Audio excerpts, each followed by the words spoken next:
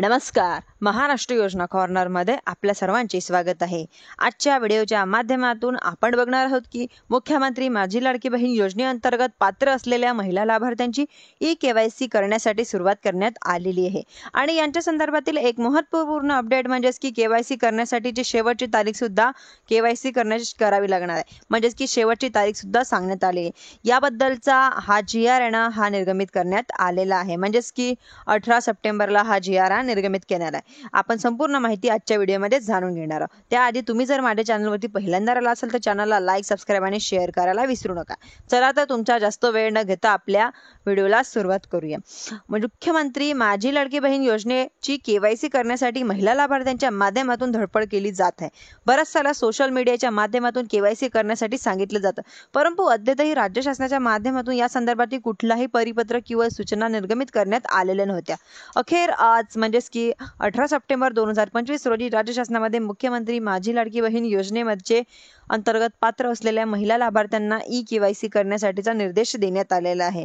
एक महत्त्वपूर्ण परिपत्रक म्हणजेच की 18 सप्टेंबर 2025 रोजी निर्गमित करण्यात आलेलं आहे, ज्यांच्यामध्ये आधार ऑथेंटिकेशन यांच्या माध्यमातून मुख्यमंत्री माझी लाडकी बहीण योजनेअंतर्गत पात्र असलेल्या महिला लाभार्थ्यांना ई-केवायसी करण्यासाठी सांगण्यात आलेलं आहे.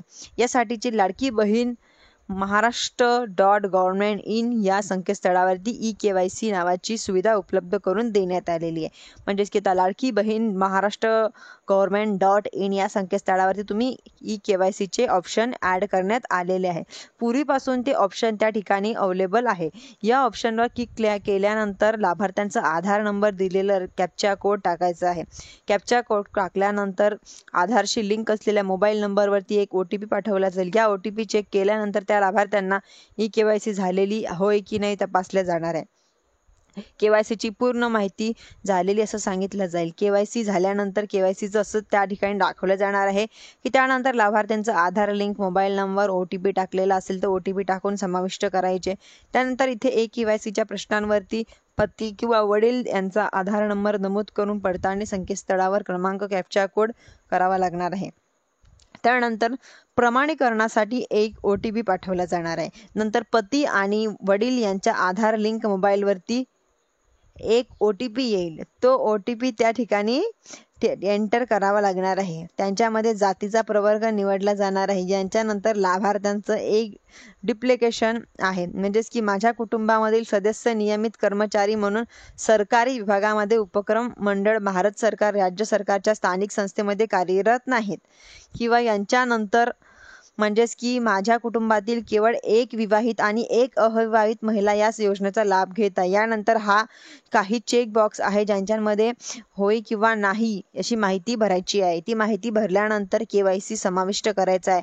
ऑप्शन दिलेलं जाणार आहे. म्हणजेच की आता हे जोडण्यात आलेलं आहे आणि आधार केवायसी करण्याची माहिती देण्यात आलेली आहे.